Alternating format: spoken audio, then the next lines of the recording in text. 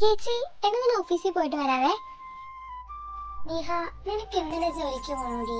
2 ദിവസം കഴിഞ്ഞാൽ കല്യാണല്ലേ, നീ അതുവരെ ലീവ് എടുക്ക്. കല്യാണത്തിന്റെ ഡേറ്റ് ഫിക്സ് ചെയ്ത കാര്യം എനിക്ക് അറിയാത്തോണ്ട് ഞാൻ ഓഫീസിൽ ലീവ് പറഞ്ഞിട്ടുണ്ടായിരുന്നില്ല. ദർശൻ സാറിനെ വിളിച്ചിട്ട് കിട്ടുന്നില്ല. എന്തായാലും ഒന്ന് ഓഫീസ് വരെ പോണം. ദർശൻ സാറിനെയും രക്ഷിത് സാറിനെയും കല്യാണത്തിന് വിളിക്കണ്ടേ. എന്നാലേ നീ പോയിട്ട് വരുമ്പോ എനിക്ക് കുറച്ച് സാധനങ്ങൾ വാങ്ങിച്ചിട്ട് വരുമോ? ഞാൻ നിനക്ക് വാട്സാപ്പില് ലിസ്റ്റ് അയക്കാം. ശരി ചേച്ചി, ഞാനെന്നാ പോയിട്ട് വരാം. ആ മോള് പോന്നൊക്കെ കൊള്ളാം, പക്ഷെ നേരത്തെ വീട്ടിലെത്തിയേക്കണം. അവിടെ എവിടെയും കറങ്ങിയടിച്ചു നിന്നാ നീ എന്റെ തനി സ്വഭാവം അറിയും. ശരി ആയിക്കോട്ടെ, ഇന്ന് നേരത്തെ വരാം. എടി, നീ ഓഫീസിലേക്ക് കയറുന്നില്ലേ? ഞാൻ ഇന്നലെ തന്നെ തേജസാറിനെ വിളിച്ച് പറഞ്ഞതാ ഞാൻ 3 ദിവസം ലീവിലാന്ന്. പിന്നെ എനിക്കൊന്നും വയ്യ, രാവിലെ തന്നെ ദർശന തിരുമോന്താണ്. നീ തന്നെ എന്റെ ലീവും കൂടി പറഞ്ഞേക്ക്. എടി, ഞാനതിന് ലീവ് പറയാൻ മാത്രല്ല പോകുന്നേ. ദർശൻ സാറിനെയും ധനുവേട്ടനെയും കല്യാണത്തിന് ക്ഷണിക്കണ്ടേ, നീയും കൂടെ വാ. ഏയ് ഞാനില്ല, നീ തന്നെ പോയി ക്ഷണിച്ചാ മതി, ഞാനിവിടെ വെയിറ്റ് ചെയ്യാം.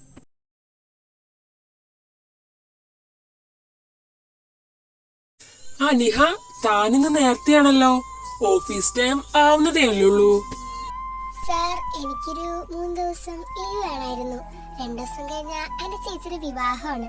ഇപ്പൊ ഞാൻ വന്നത് സാറിനെയും ദക്ഷി സാറിനെയും വിവാഹത്തിന് ക്ഷണിക്കാനാ. ആഹാ, എന്നാ ചേച്ചിയുടെ വിവാഹം? മറ്റന്നാ വൈകിട്ടാ മാരേജ്. പക്ഷെ രണ്ടാളും നാളെ തന്നെ അങ്ങോട്ട് എത്തിയേക്കണം. ഓ, മറ്റന്നാണോ വിവാഹം? സോറിഡോ, ഞങ്ങക്ക് വരാൻ പറ്റില്ല. അയ്യോ, അതെന്ത് പറ്റി സാർ? എന്റെയും ധനുവിന്റെയും ഫ്രണ്ട് ഒരു ആദ്യയെ പറ്റി ഞാൻ തന്നോട് പറഞ്ഞിട്ടില്ലേ? അവന്റെയും മാരേജ് മറ്റന്നാളാ. സോ പോവാതിരിക്കാൻ പറ്റില്ല. അങ്ങനെങ്കിലും ഇഷാനുള്ള പ്രശ്നമൊക്കെ ഒന്ന് തീർക്കണേ സാർ. അത് താൻ പ്രത്യേകിച്ച് പറയേണ്ട കാര്യമുണ്ടോ? ഇത്രയും നാളും ഞാൻ അതിനു വേണ്ടിയല്ലേ വെയിറ്റ് ചെയ്തേ. പിന്നെ സാർ, ഇഷാനി 3 ദിവസം ലീവ് ആയിരിക്കട്ടോ. രണ്ടാളും ഫ്രണ്ടിന്റെ കല്യാണൊക്കെ കഴിഞ്ഞ് ഫ്രീ ആവുമ്പോ ഒരു ദിവസം എന്റെ വീട്ടിലോട്ട് വായോ. ധനു വരുമെന്ന് എനിക്കറിയില്ല. എന്തായാലും ഞാനൊരു ദിവസം അങ്ങോട്ട് വരാം. അങ്ങനെ നമ്മളെല്ലാവരും കാത്തിരുന്ന നമ്മുടെ അനികയുടെയും അയാന്റെയും വിവാഹത്തിന്റെ തലേന്നായി.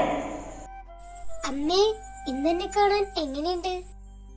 മോളെ അനിക, ഇന്ന് അമ്മയുടെ മോളെ കാണാൻ സുന്ദരി ആയിട്ടുണ്ട്. ആരും കണ്ണിടാതിരിക്കട്ടെ. എന്നാ മോളെ, ഞാനങ്ങോട്ട് ചെല്ലട്ടെ, ഗസ്റ്റുകളൊക്കെ വന്നു തുടങ്ങി. എന്നാ അമ്മേ, ഞാനങ്ങോട്ട് പോകട്ടെ, എന്റെ ഫ്രണ്ട്സ് ഒക്കെ വന്നിട്ടുണ്ട്.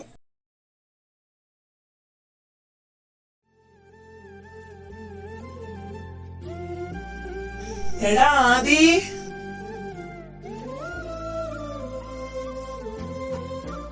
എടാ ധനു, നേരത്തെ വരാൻ പറഞ്ഞിട്ട് ഇപ്പോഴാണോ രണ്ടും കൂടി എത്തുന്നേ? എടാ, ഓഫീസിൽ കുറച്ച് പെൻഡിങ് വർക്ക്സ് ഉണ്ടായിരുന്നു, അതാ ലേറ്റ് ആയേ. പിന്നെ നീ പറഞ്ഞ പോലെ തലേ ദിവസം തന്നെ എത്തിയില്ലേ, പിന്നെന്താ? എടാ ആദി, ഇങ്ങനെ ഒരാളും കൂടി ഇവിടെ ഉണ്ടേ, ഒന്ന് പരിഗണിക്കടാ. നിന്നെയൊക്കെ എങ്ങനെ മറക്കാനാടാ ദർശ? എടാ ആദി, എവിടെ നിന്റെ ആള്? ഇതുവരെയും കണ്ടില്ലല്ലോ. അവളവിടെ ഫ്രണ്ട്സിനായിട്ട് സംസാരിച്ചുകൊണ്ടിരിക്കാം, ഇപ്പൊ ഇങ്ങോട്ട് വരും. രാജങ്കിൾ, ഒരു മിനിറ്റ്. അങ്കിൾ, ഇതെന്റെ ഫ്രണ്ട്സ് ആണ്, ദക്ഷിത്, ദർശൻ. ഹായ് മക്കളെ. Hi uncle. ആദ്യ കല്യാണം കഴിക്കാൻ പോകുന്ന പെൺകുട്ടിയുടെ അച്ഛനാണല്ലേ? ആ ആടാ മോനെ, ഞാനാ ആദിയുടെ അമ്മായിച്ചൻ. രാജേട്ടാ, നിങ്ങൾ ഇവിടെ വന്ന് നിൽക്കാണോ? എത്ര നേരമായി ഞാൻ വിളിക്കണേ. ഈ പട്ടൊന്ന് തിരുമേനിക്ക് കൊണ്ടു കൊടുക്ക്. നാളെയാണ് കല്യാണെങ്കിലും നമ്മൾ ഇതൊക്കെ നേരത്തെ ചെയ്യണ്ടേ? അത് കുറച്ചു മുമ്പേ തന്നെ നിഹമോളെടുത്ത് കൊടുത്തല്ലോ. അപ്പൊ പിന്നെ എന്റെ കയ്യിലിരിക്കുന്നത് എന്താ? നമ്മുടെ ഷെൽഫില് മുകളിലുണ്ടായിരുന്ന പട്ടില്ലേ, ആ പട്ട അവൾ എടുത്തു കൊടുത്തേ. എന്താ മനുഷ്യൻ നിങ്ങളിപ്പോ പറഞ്ഞേ? വന്ന് നിനക്ക് ചെവി കേൾക്കാണ്ടായോ വൃന്ദ? അവളത് എടുത്തു കൊടുത്തോന്ന്. എന്റെ ചെട്ടിക്കുളങ്ങര ഭഗവതിയെ, ആ കുരുപ്പന്റെ 10,000 രൂപയുടെ പട്ടുസാരി എടുത്ത് കൊടുത്ത് തല തെറിച്ച സാധനത്തിനെ കൊണ്ട് ഞാൻ തോറ്റു. ഞാൻ അവളൊന്ന് കണ്ടിട്ട് വരട്ടെ. എന്റെ ദൈവമേ, ഇനി അവിടെ എന്തൊക്കെയാണാവോ നടക്കാൻ പോണെ? ആരെ പറ്റി അങ്കിൾ ഇത്ര കാര്യായിട്ട് ആന്റി സംസാരിക്കുന്നേ? അതെന്റെ രണ്ടാമത്തെ മോളാ. അമ്മയും മോളും നേർക്ക് നേരെ കണ്ട കീരിയും പാമ്പുവാ. എന്റെയും വൃന്ദയുടെ സ്വഭാവത്തിന് പരിണാമം സംഭവിച്ചതാ അവളുടെ ക്യാരക്ടർ എന്നാ എല്ലാവരും പറയാറ്. പക്ഷെ ആളങ്ങനെയല്ലാട്ടോ, ആളൊരു പാവ. അനിക മോളെ, നിന്റെ പുന്നാരനീത്ത എവിടെ പോയി കിടക്ക? ആ അമ്മേ, അവളുടെ ഫ്രണ്ട്സിന്റെ കൂടെ ഇരുന്ന് മൈലാഞ്ചിരുന്നുണ്ട്.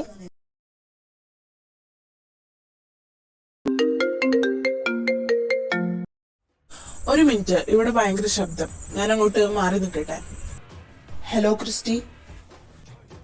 ഹലോ സർ, ഞാനൊരു ഇമ്പോർട്ടന്റ് കാര്യം പറയാൻ വേണ്ടിയാ വിളിച്ചേ. നമ്മൾ ഇത്രയും നാളും അന്വേഷിച്ചു നടന്ന അവൻ ഇവിടെ എത്തിയിട്ടുണ്ട്. ഇത്രയും നാളും ഞാൻ ഈ നിമിഷത്തിന് വേണ്ടിയാ കാത്തിരുന്നേ. ഒരിക്കലും അവൻ നമ്മുടെ കയ്യിൽ നിന്ന് മിസ്സാവരുത്. ഇല്ല സർ, ഞാൻ നോക്കിക്കോളാം. എല്ലാ അപ്ഡേറ്റ്സും എന്നെ കൃത്യമായിട്ട് വിളിച്ചറിയിക്കണം. Okay sir.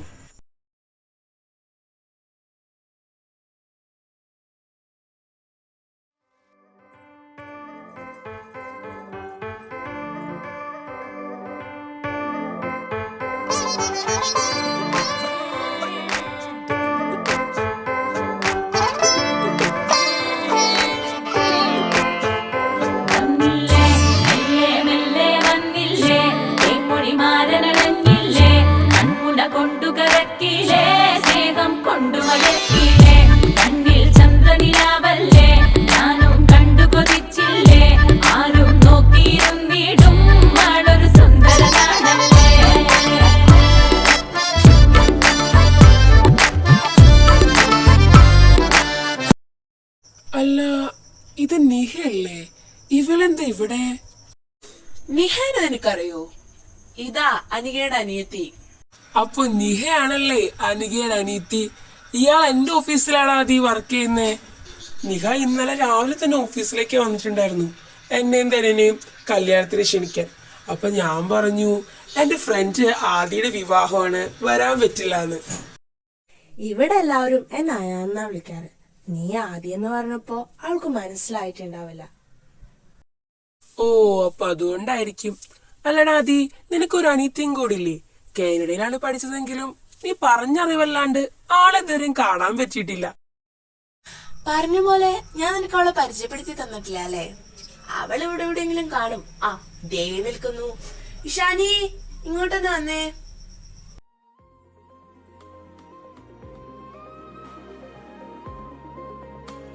ദാ വരുന്നു. ഇയാളെന്താ ഇവിടെ? രണ്ടാളും എന്താ ഇങ്ങനെ നോക്കുന്നേ? നിങ്ങക്കെന്താ മുൻപരിചയം എങ്ങാനുണ്ടോ? എടാ, ഇഷാനി കോളേജിൽ എന്റെ സീനിയർ ആയിരുന്നു. പോരാത്തിന് ഇപ്പൊ ഇയാൾ എന്റെ ഓഫീസിലാ വർക്ക് ചെയ്യുന്നേ. ഓ, ആരെ കാണരുതെന്ന് വെച്ചോ അയാളുടെ മുമ്പിൽ ചെന്നെ പെട്ടു. ചേട്ടൻ എങ്ങനെ ദർശൻ സാറിനെ അറിയാം? ഇവനെ അറിയോന്നോ? എന്റെ കട്ട ഫ്രണ്ട് അല്ലേ ദർശൻ. നീ വെക്കേഷന് നാട്ടിലേക്ക് പോകുമ്പോ എന്റെ നനുവിന്റെ അടുത്തേക്ക് ഇവന്മാര് വരും. അങ്ങനെ ഞങ്ങള് ഭയങ്കര കൂട്ടായി. ഏത് നേരത്താണോ ഇവനൊക്കെ പിടിച്ചെന്റെ ചേട്ടന് ഫ്രണ്ട് ആക്കാൻ തോന്നിയത്? ചേട്ടാ, ഞാൻ അനിക ചേച്ചിയുടെ അടുത്ത് ചെല്ലട്ടെ, നിങ്ങൾ സംസാരിച്ചിരിക്കേ. ആടി, നീ പോയിട്ട് വാ. എടാ അലിയ, വൈകാതെ തന്നെ ഞാൻ നിന്റെ വീട്ടിലോട്ട് വരുന്നുണ്ട്. അച്ഛനോടും അമ്മോടും ഒന്ന് പ്രിപ്പയർഡ് ആയിട്ടിരിക്കാൻ പറഞ്ഞേക്ക്. അളിയനോ? എന്താണ് മോനെ പതിവില്ലാത്തൊരു അളിയൻ വിളിയൊക്കെ? പിന്നെ നീ എന്റെ വീട്ടിലേക്ക് വരുന്നതിന് എന്തിനാ അച്ഛനും അമ്മനോടും പ്രിപ്പയർഡ് ആവാൻ പറയുന്നേ? അതൊക്കെ ഞാൻ വഴിയെ പറയാം, സമയമുണ്ടല്ലോ. എന്തായാലും കാര്യങ്ങളൊക്കെ ഇത്ര എത്തിച്ചതിന് ഒരുപാട് താങ്ക്സ് ഉണ്ടടാ. താങ്ക്സോ? ഇവനിത് എന്ത് പറ്റി? ആരോട് ചോദിച്ചിട്ടാടി നീ എന്റെ പട്ടുസാരി എടുത്ത് കൊടുത്തേ? പട്ടുസാരിയോ? അമ്മ ഇത് എന്തൊക്കെയാ പറയുന്നേ? എനിക്കൊന്നും മനസ്സിലാവുന്നില്ല. ഇല്ല, നിനക്ക് മനസ്സിലാവില്ല. എല്ലാം ഒപ്പിച്ചു വെച്ചിട്ടോള് നിക്കുന്ന കണ്ടില്ലേ? ആ, ഞാൻ നിക്കന്നെ. അമ്മ കാര്യം എന്താന്ന് വെച്ചാ പറ. എടി കുരുപ്പേ, ഞാൻ കല്യാണത്തിനിടം വെച്ച് 10,000 രൂപയുടെ പട്ടുസാരി എടുത്താ നീ പൂജാരിക്ക് കൊടുത്തേ. ഓ ദൈവമേ, പണി പാളിയല്ലോ. ഇനിയിപ്പോ എന്താ ചെയ്യാ? ട്രാക്ക് മാറ്റി പിടിക്കാം. അല്ലെങ്കിലും ഈ വീട്ടിൽ ആർക്കും ഒരു ഉപകാരം ചെയ്യാൻ പറ്റില്ല. അതിന് നീ ഉപകാരമല്ലല്ലോ ചെയ്തത്, ഉപദ്രവല്ലേ?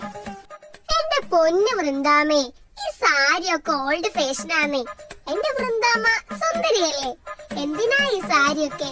ഫ്രോക്ക് ഇട്ടാ പോരെ, അതാ കുറച്ചും കൂടെ ഗെറ്റപ്പ്. ആണോ? ആന്നേ, ഇനി ഒന്നും പറയണ്ട, ഫ്രോക്ക് മതി. നമ്മുടെ ദക്ഷിത്ത് ഇപ്പോഴും പുറത്ത് ഫോൺ നോക്കിക്കൊണ്ടിരിക്കാട്ടോ. ഹലോ ധന സാർ, ഇയാളോട് ഒറ്റയ്ക്ക് എന്തെടുക്കാ? ആ ഇതാര്? അയറിനോ? എപ്പ എത്തി? കല്യാണത്തിന് വരില്ല എന്ന് പറഞ്ഞിട്ട്? ആദ്യം വരുന്നില്ലെന്നാ വിചാരിച്ചേ, പിന്നെ പപ്പ ഇന്നലെ ഫോറിനിന്ന് വന്നു. ഇനി ഓഫീസിലെ കാര്യങ്ങളൊക്കെ പപ്പ നോക്കിക്കോളും. ഇപ്പൊ എന്തായാലും അങ്കിൾ വന്നില്ലേ, നീ ഇനി ഒരാഴ്ച കഴിഞ്ഞിട്ട് പോയാ മതി. നടന്നെ, ഞാൻ എന്തായാലും 2 ദിവസം കഴിഞ്ഞേ പോകും. പിന്നെ എന്റെ ധനു, വാസ്തവം പറയല്ല, നീ ഇങ്ങനെ ഹാൻസം ആയിക്കൊണ്ടിരിക്കാണല്ലോ. അതെങ്ങനെയാ? ഞാൻ ദൂരെ ഒന്ന് പ്രപ്പോസ് ചെയ്താ നീ എന്നെ അക്സെപ്റ്റ് ചെയ്യോ?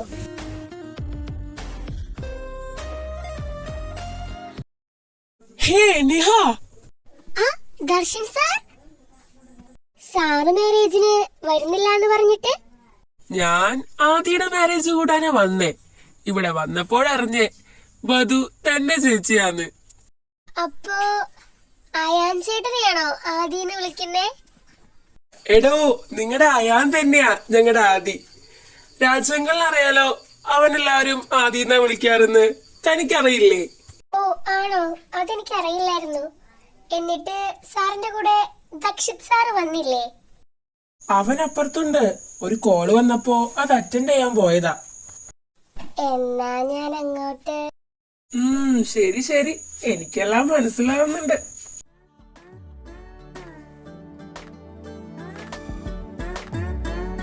ധനുവേട്ടനെ ചിരിക്കാനൊക്കെ അറിയും. ചിരിക്കുമ്പോ കാണാൻ എന്നാ രസാ. ഇതാരാ പുറത്ത് നിൽക്കുന്നേ? ധനു സാർ ഇപ്പോഴും സ്റ്റിൽ സിംഗിൾ ആണോ, അതോ വല്ല ഗേൾ ഫ്രണ്ട്സ് ഉണ്ടോ? ഞാനാ ധനുവേട്ടന്റെ ഗേൾ ഫ്രണ്ട്. തനിക്ക് വല്ല കുഴപ്പമുണ്ടോ? താൻ എന്തൊക്കെയായി വിളിച്ചു പറയുന്നേ? പൊന്നു ധനുവേട്ടാ, നിങ്ങൾ ആ ഷർട്ടിന്റെ ബട്ടൺസ് എങ്കിലും കേട്ടിട്ട് വെറുതെ അല്ല ഇങ്ങനെ പെടക്കോളികൾ ചുറ്റും കൂടുന്നേ. ഈ കുട്ടി ഇതെന്തൊക്കെയാ പറയുന്നത് ധനു? തനിക്ക് ശരിക്കും വല്ല കുഴപ്പമുണ്ടോ? ഞാനാ ധനുവേട്ടന്റെ ഗേൾ ഫ്രണ്ട്. അത് ഞാൻ കേട്ടതാ, പക്ഷേ എനിക്കതത്ര വിശ്വാസം പോരാ.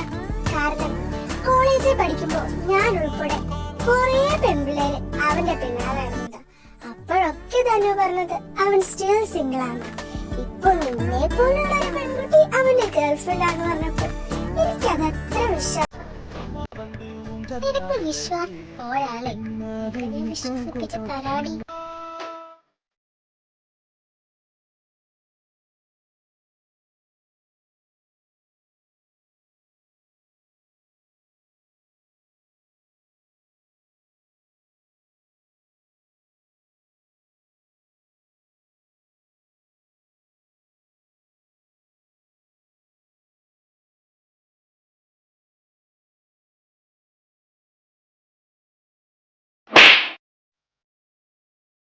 യു ബ്ലഡി, ഇതൊരു പബ്ലിക് പ്ലേസ് ആണെന്ന് പോലും ഓർക്കാതെ തന്നോട് ഞാൻ എത്ര പ്രാവശ്യം പറഞ്ഞിട്ടുണ്ട് എന്റെ പിന്നാലെ ഇങ്ങനെ നടക്കരുതെന്ന്. പിന്നെയും നാണമില്ലാതെ താൻ എന്തിനാ എന്നെ വെറുതെ ശല്യപ്പെടുത്തുന്നേ?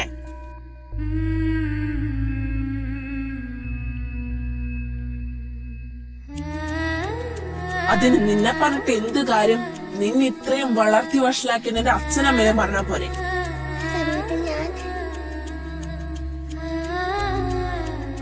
ഇനി മേലാൽ എന്റെ കൺമുൻപിൽ കണ്ടുപോകരുത്. ആരും താവാടോ.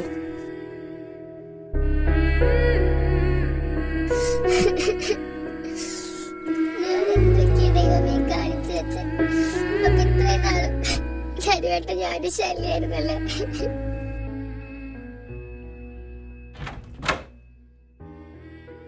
മോളെ നിഹ, നീ എന്താ ഇവിടെ ഒറ്റയ്ക്കിരിക്കുന്നേ? ഒന്നുമില്ല ചേച്ചി, ഞാനിവിടെ വെറുതെ വന്നിരുന്നതാ. മോളെ, നീ കരയായിരുന്നു? അത് പിന്നെ ചേച്ചി നാളെ പോവാന്ന് ഓർത്തപ്പോ എനിക്ക് പെട്ടെന്ന് സങ്കടം വന്നു. അതിനാണോ എന്റെ കുട്ടി ഇങ്ങനെ ഇരുന്ന് കരയുന്നേ?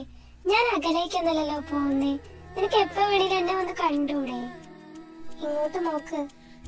ഇത് മാത്രാണോ? എന്താടാ പ്രശ്നം? ചേച്ചിനോട് പറ. നമ്മള് ഒരാളെ സ്നേഹിക്കുന്നത് തെറ്റാണോ ചേച്ചി? സ്നേഹിക്കുന്നത് തെറ്റൊന്നല്ല, പക്ഷേ നമ്മൾ സ്നേഹിക്കുന്നയാൾ നമ്മളെ തിരിച്ചും സ്നേഹിക്കണം.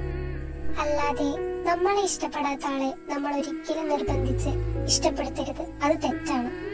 നീ എന്ത് തീരുമാനം എടുത്താലും അത് ശരിയായിരിക്കുമെന്ന് ഈ ചേച്ചിക്ക് അറിയാം. അതുകൊണ്ട് നീ നല്ലോണം ആലോചിച്ച് നല്ലൊരു തീരുമാനം എടുക്ക്. ചേച്ചി അങ്ങോട്ട് ചെല്ലട്ടെ. ചേച്ചി പറഞ്ഞത് ശരിയാ. നമ്മൾ ഇഷ്ടമില്ലാത്തവരെ ഒരിക്കലും നിർബന്ധിച്ച് ഇഷ്ടപ്പെടുത്തരുത്. അത് തെറ്റാണ്. ഇവിടെ തെറ്റ് ചെയ്തത് ഞാനാ. ഇനി ഒരിക്കലും ഞാൻ തരുമായിട്ട് ശല്യം ചെയ്യാൻ പോകില്ല.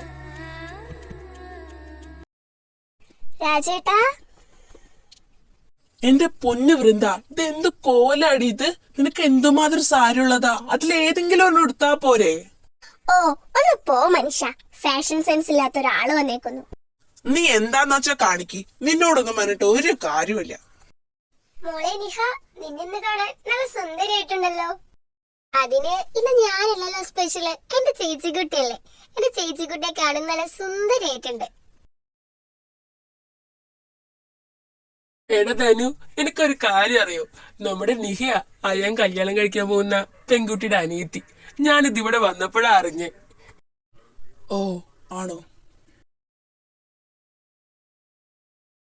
എടി ഷാനി, പുറത്തിത് ആരാ വന്നേക്കണേ നോക്കിയേ. വരുൺ, അലീന, നിങ്ങളോ? വേറെ അലീനയല്ല, മിസ്സിസ് അലീന വരുൺ. എടി, ഞങ്ങളുടെ മാരേജ് കഴിഞ്ഞു. അതൊക്കെ എപ്പോ? എന്നിട്ട് നിങ്ങൾ രണ്ടാളും എന്നോടൊരു വാക്ക് പറഞ്ഞു. 6 മാസമായി ഞങ്ങളുടെ മാരേജ് കഴിഞ്ഞിട്ട്. ഞങ്ങൾ ഒന്നിക്കാൻ തന്നെ കാരണം ദർശന. അവനാ ഞങ്ങളുടെ മാരേജ് നടത്തിക്കുന്നത്. ഇഷാനി, എനിക്ക് നിന്നോട് ഒന്നേ പറയാനുള്ളൂ. അന്ന് എനിക്ക് ആക്സിഡന്റ് പറ്റിക്കഴിഞ്ഞ് പിന്നെ അങ്ങോട്ട് നടന്നതെല്ലാം ദർശന ചെയ്തേന്നാ നീ വിചാരിച്ചിരിക്കുന്നത്. പക്ഷേ അതൊക്കെ തെറ്റാണ്. അവനൊരു പാവ. അവൻ എന്നും നിന്നെ മാത്രം മനസ്സിലെ കൊണ്ട് നടന്നായിരുന്നു. അന്ന് അവന്റെ സ്ഥാനത്ത് ഞാനായിരുന്നെങ്കിലും ഇങ്ങനെയൊക്കെ ചെയ്യുള്ളായിരുന്നു. ഞാനും അലീനെ ഒന്നിച്ച പോലെ നിങ്ങളെ രണ്ടുപേരും പഴയതുപോലെ നല്ല സ്നേഹത്തോടെ കഴിയണമെന്ന ഞങ്ങളുടെ ആഗ്രഹം.